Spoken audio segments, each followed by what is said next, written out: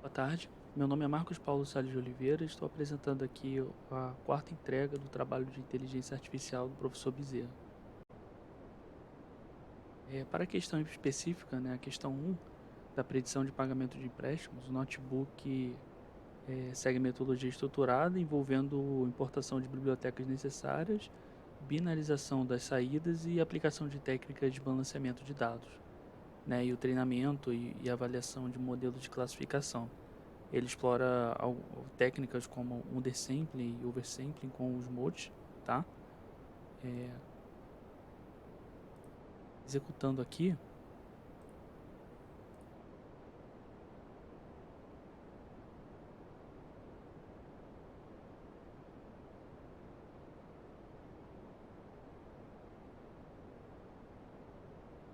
a análise realizada para a predição de pagamento de empréstimos em uma instituição financeira demonstra uma importância de técnicas de balanceamento de dados em conjuntos desbalanceados, tá?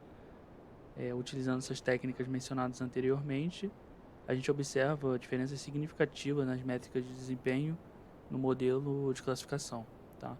O undersample e os multi influenciaram de maneiras distintas as métricas de precisão, recal e pontuação F1, tá? E sugerindo que a escolha das técnicas de balanceamento é crucial para a eficácia do modelo em prever corretamente se um cliente pagará ou não a dívida. Então, nessa análise, ele ressalta a necessidade de uma seleção cuidadosa e de testes abrangentes, diferentes abordagens de processamento e modelagem em problemas de classificação de dados financeiros. Tá? Por último, tem a matriz de confusão relacionada a esses dados.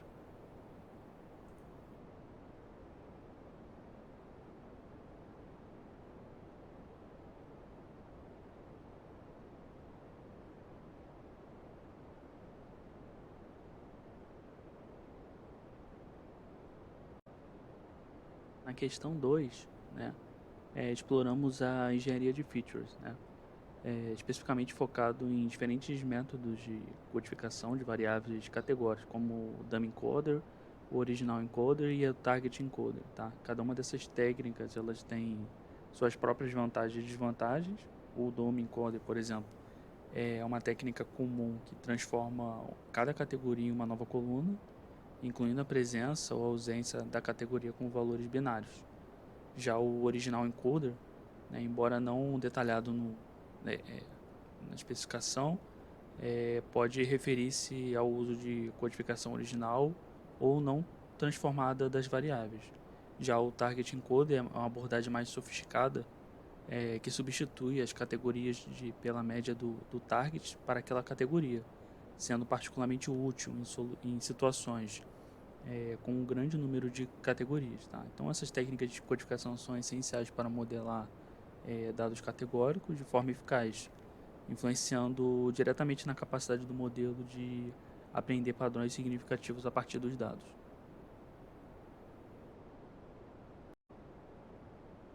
No exercício 3 temos o conjunto desbalanceados. Tá? Então, é, nesse notebook, vamos abordar o exercício 3 envolvendo o trabalho de conjuntos de dados desbalanceados.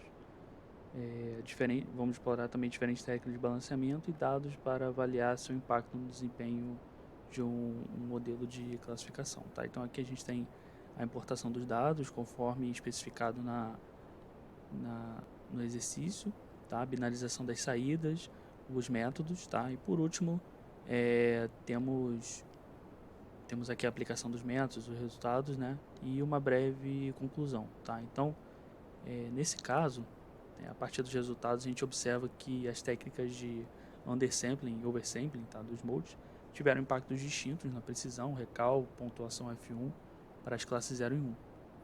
O undersampling ele melhorou significativamente o recal para a classe 1, mas em detrimento da precisão da mesma classe.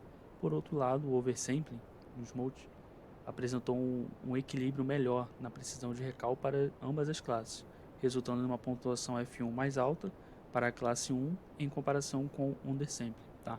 Então, esses resultados eles sugerem que, para que esse conjunto de dados específicos, o oversampling, pode ser a técnica de balanceamento de dados mais eficaz, equilibrando de maneira mais adequada a necessidade de identificar corretamente as instâncias da classe minoritária, tá? Que é a classe 1.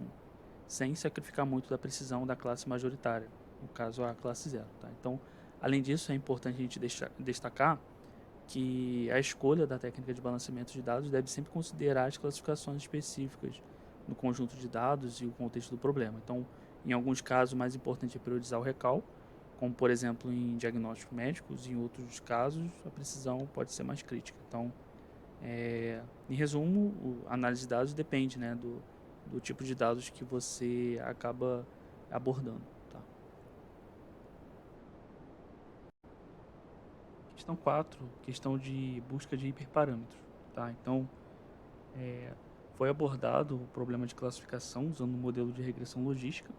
O objetivo era não só criar um modelo eficaz, mas também entender, otimizá-lo e avaliá-lo corretamente. Então, primeiro foi utilizado uma técnica de validação cruzada, como o Stratifield Fold.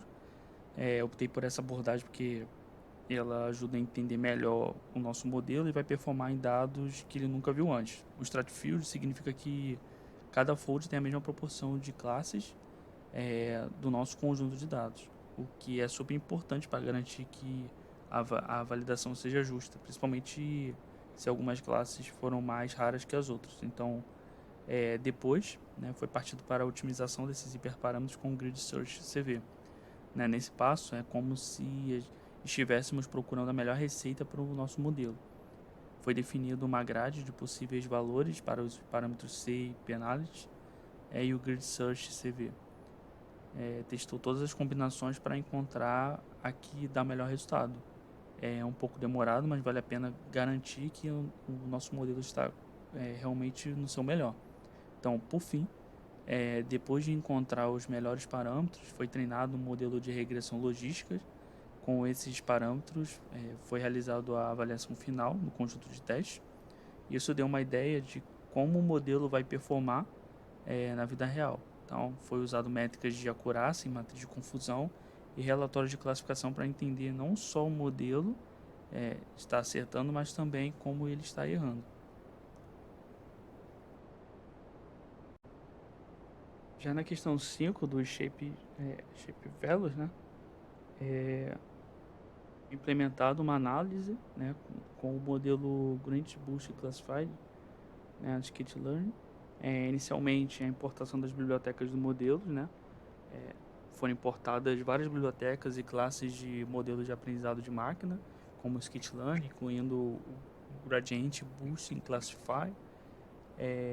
Além disso, foram implementadas bibliotecas para avaliação de modelos, como Confusion Underline Matrix, né, Classification Underline Report e Sharp para análise de explicabilidade. Tá? Então, na preparação dos modelos, né, foi utilizada uma lista de modelos, incluindo o Gradient Boost Classify. Isso indica que foi explorado diversos modelos de classificação para o problema em questão.